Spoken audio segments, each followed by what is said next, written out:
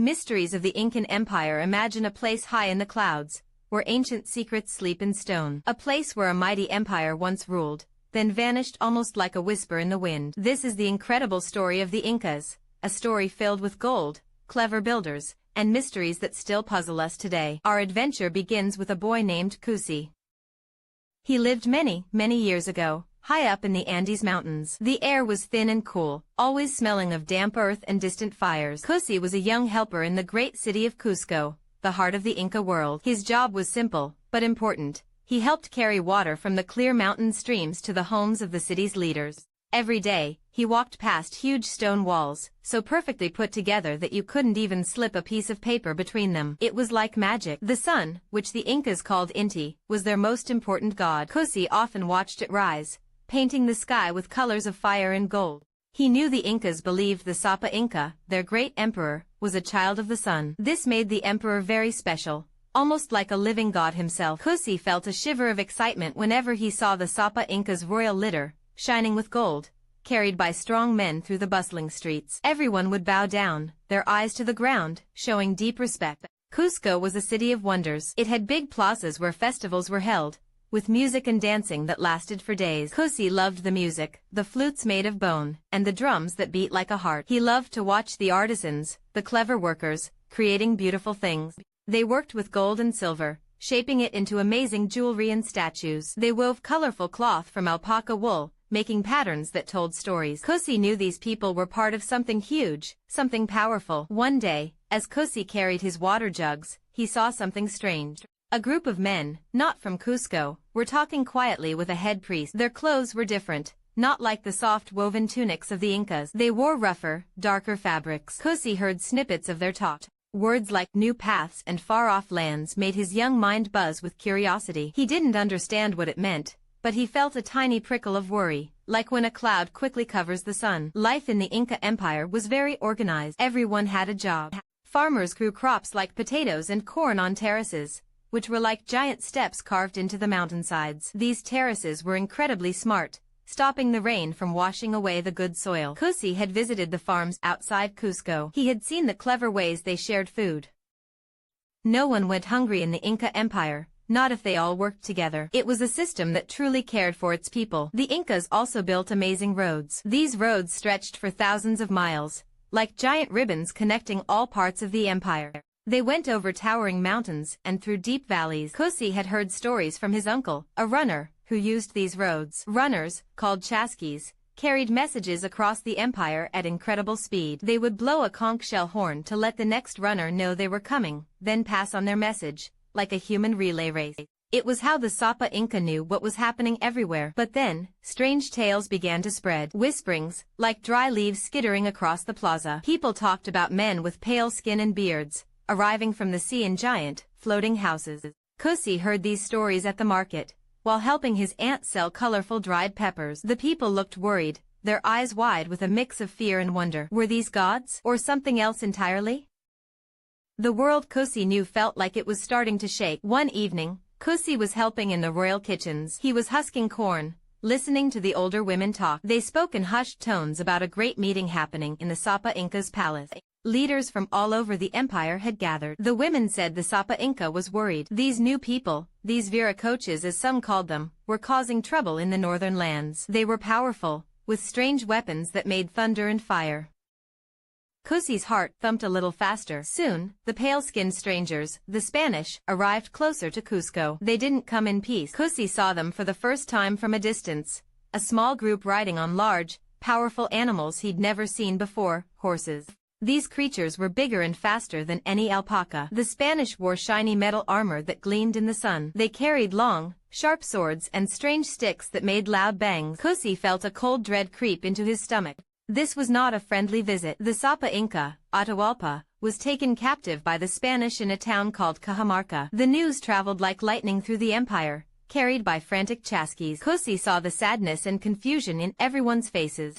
How could their son-child emperor be captured? It felt impossible. The Spanish demanded a huge ransom, a room filled with gold and silver, not once, but twice. The Incas, loyal to their emperor, began to gather their precious metals.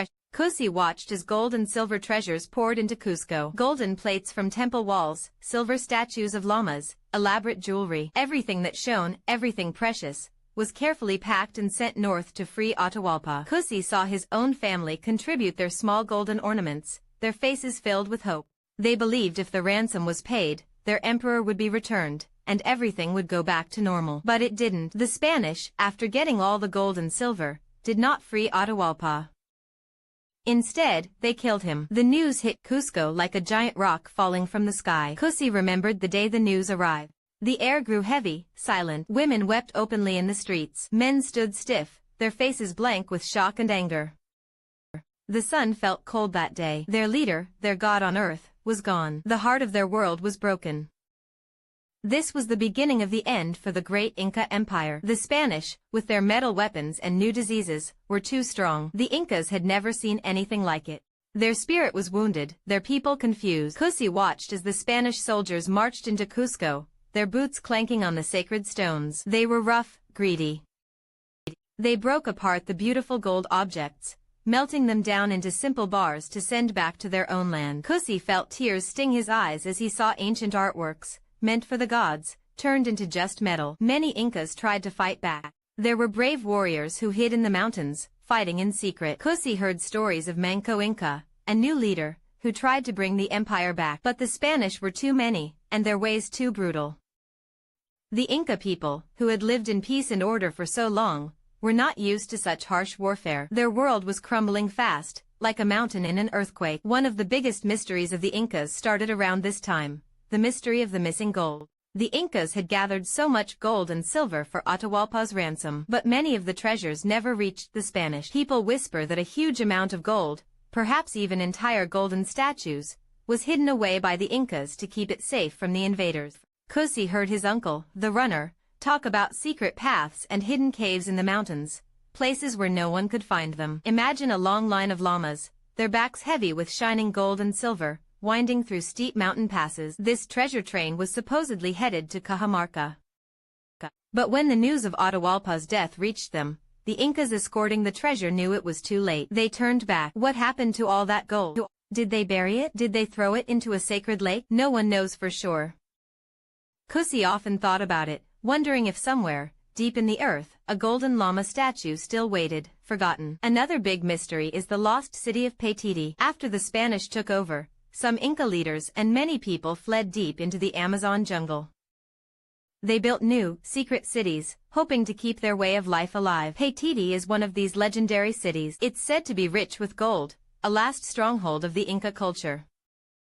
For hundreds of years, people have searched for it. Cusi's grandfather, a wise old man who knew many ancient stories, used to tell him about Paititi, describing it as a place of pure magic, hidden behind giant waterfalls and thick green jungle. Cusi, now an older boy, often helped his father, a stonemason, repair broken walls in Cusco. He learned how the Incas built their amazing structures. He saw the incredible skill. But even with all their knowledge, some things remained a mystery. How did they move such massive stones? Stones so big that they would need giant machines today. The Incas didn't have wheels or strong animals like horses to pull heavy loads. Cusi himself had struggled to move even small stones. It seemed like the mountains themselves gave up their secrets to the ancient builders. One famous example of their building genius is Sacsayhuaman, a giant fortress right above Cusco. Its walls are made of enormous stones, some weighing more than a school bus. They fit together so perfectly, without any glue, that they're still standing strong today, hundreds of years later. Cusi would sit there sometimes, tracing the edges of the stones with his finger, wondering how his ancestors did it. Was it just strength or a special secret they kept? Then there's the famous Machu Picchu. This city was built high in the mountains, almost touching the clouds. It was so secret that the Spanish never found it. For hundreds of years, it was lost to the outside world, covered by thick jungle vines. Cusi heard whispers of such a place, a city preserved, untouched. He imagined what it would be like to walk through its untouched plazas, to see the Sun Temple there, just as it was when the Incas lived in it. The purpose of Machu Picchu is still a mystery. Was it a royal retreat for the Sapa Inca, a sacred religious site, or a hidden city for special priests and astronomers? Cusi's grandfather believed it was a place where the wise ones went to study the stars and talk to the gods. He said the Incas were very good at reading the sky, knowing when to plant and when to harvest just by watching the sun and stars. Cusi saw his world change dramatically. The Spanish brought new ways, new gods, and new diseases that sadly killed many Inca people. The language changed, the old customs slowly faded. But Cusi, and others like him, never forgot. They remembered the stories, the songs, the clever ways of their ancestors. They remembered the gold, the vanished cities, the wisdom of the old times. As an old man, Cusi would sit in the sun, watching his grandchildren play in the ruins of the once great city. He would tell them tales of the empire, of the sun god Inti, of the Sapa Inca, and of the builders who moved mountains. He would tell them about the missing gold, a treasure still waiting to be found in the vast, silent Andes. He would tell them about Paititi, a city dreaming in the jungle. He always ended his stories with a twinkle in his eye, saying, "The mountains hold many secrets, my dears. The spirits of our ancestors still watch. Maybe one day, you will find what was lost." And so, the mysteries of the Inca Empire lived on, passed down from one generation to the next, like a precious, unbreakable thread woven through time. They are mysteries that invite us, even today, to look closer, to dig deeper, and to imagine the incredible world that once thrived high in the clouds. What other secrets are still waiting for us to uncover in the ancient Inca lands? The mountains whisper, and we listen.